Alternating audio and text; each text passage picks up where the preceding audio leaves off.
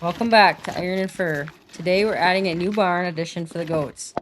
We're using reclaimed lumber from an 1880s farmhouse. Old wood, full of history. Every plank tells a story and every nail matters.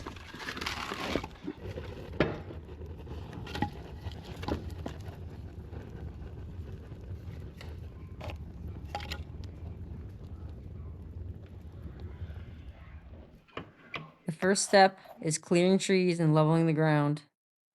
We had a little mishap and our chainsaw got stuck as the tree twisted on the stump. We left the chainsaw for dead and ran. We might have ruined a new chainsaw bar and chainsaw chain, but we all made it out unscathed.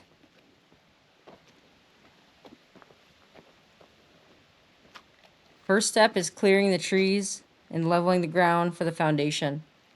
The foundation consists of 3-inch stone and 6x6 pressure treated sills. Some I used from other salvaged projects, and some I bought new. I used 8-inch ledger locks to tie into the old barn, and some shorter ledger locks to connect the 6x6 together with half lap joints. The frame was squared up as I went. I addressed the rotting older barn. I cut away the sheathing that was rotted and repaired any framing. I replaced sheathing and wrap. I have never built a post frame type structure.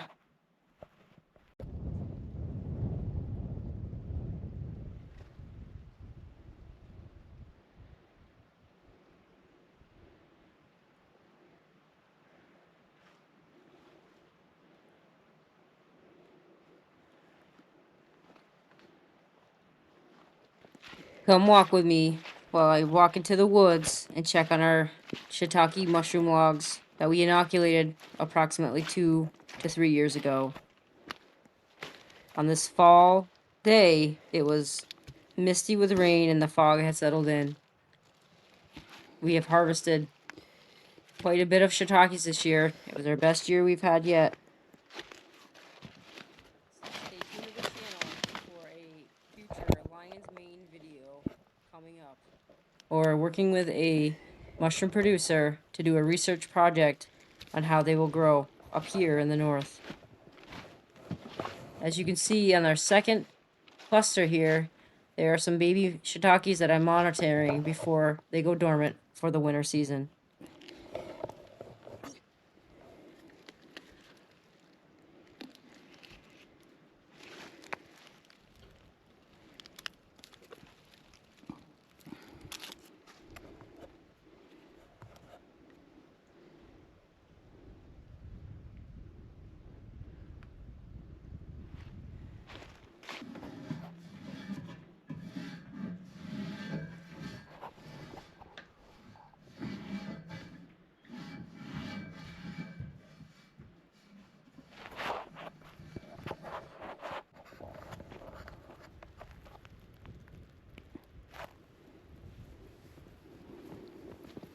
Come with me as I raced against the clock as winter struck and began throwing all of that she had at us. I had got the sill plate in and the base, and now I was rushing to get the posts in.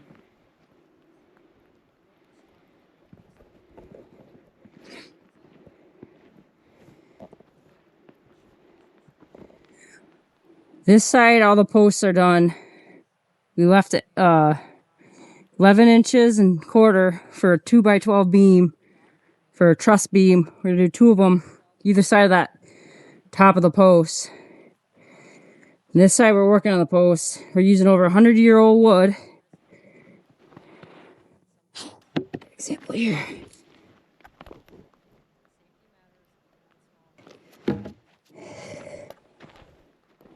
And get their supports in. We're using up what we got left. We got 4x4s with 2x4s, all cut true. They're not dimensional, it's rough cut lumber. So we've got this squared up and we're gonna hammer this together. Using old nails we've got around, everything's old and what we have. There's better materials out there, but this is what we got.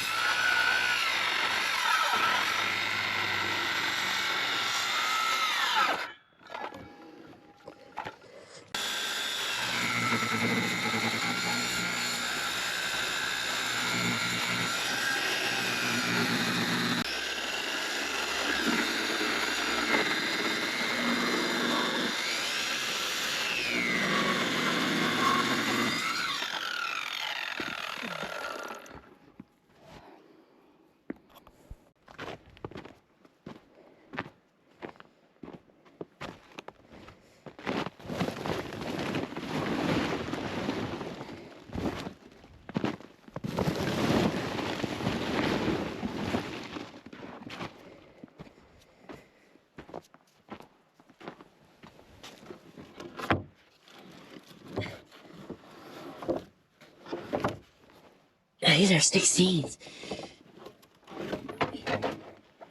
Oh, I guess I could have cut those. Maybe I will.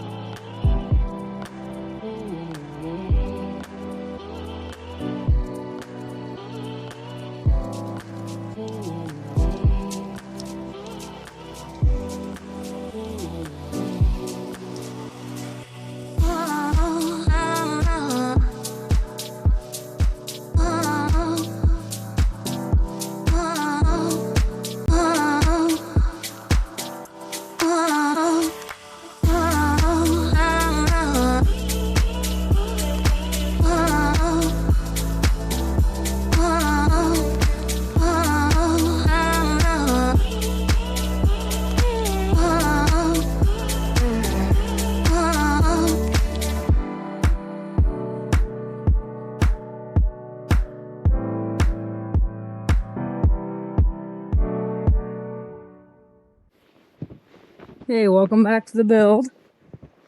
We had a couple little helpers come. Get this roof knocked out. The rafters up.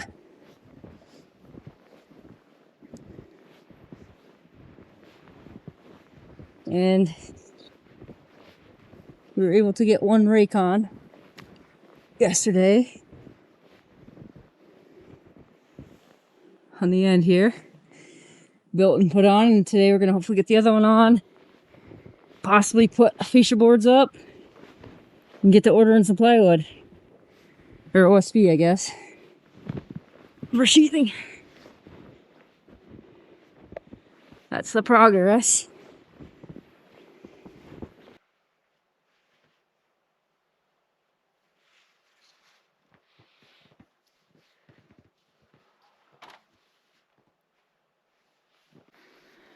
Okay, we got it up. All nailed in. That one did not go in as easy as the other side for some reason. Must be a different angle of ladders or something, I don't know. But she's in. And once we get the OSB, we can pull it up and straighten that out. Give it some strength. Just sent a quote to our supplier, so we should hear back from there, and hopefully, I don't know about by this weekend, but maybe by this weekend we'll get that up on there. And then the only other thing I got to do is up here, it needs another 2x12 underneath. I'm going to go of the rafters because I didn't like how much, if I would have done it even with the other side, it would have chewed up into that rafter. I don't really know. It just didn't make me feel good about it. So I think it was like 4 inches of meat left on that rafter. So it's basically a 2x4 at that joint rather than, I think it's 6 inches. So I only cut out about an inch or two from their 2x8 rafters. So I opted, after reading some old carpentry books I saw on a post frame, they did it underneath. So that's the plan. I don't want to get to that either, but essentially that's my next step, is OSB and just get that second brace up under these rafters for snow load. Some years, I mean, we've already had feet smelted though. We'll hang out with the goats for a little bit here. See what everybody's doing. We know the blue, the one with the blue collar, is pregnant, confirmed with a test. Luna, we're not so sure, but we're gonna go with she is. And our buck's still in with the girls, which I think I mentioned earlier is why we're racing to get this somewhat closed in to get him somewhere. And there's the pups. Because Gilly's harassing the old girls and they're trying to grow babies. So, kind of got shortchanged because we had this barn ready for them, but the snow hit too early this year. Well, normal early. We're just not used to it. Last couple years we were spoiled with a late winter.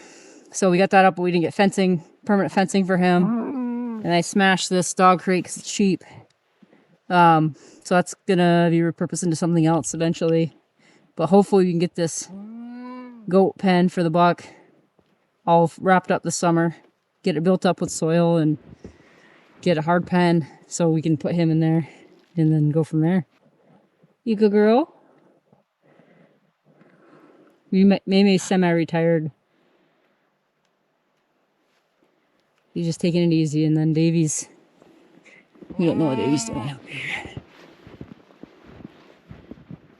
Davy's looking for some action.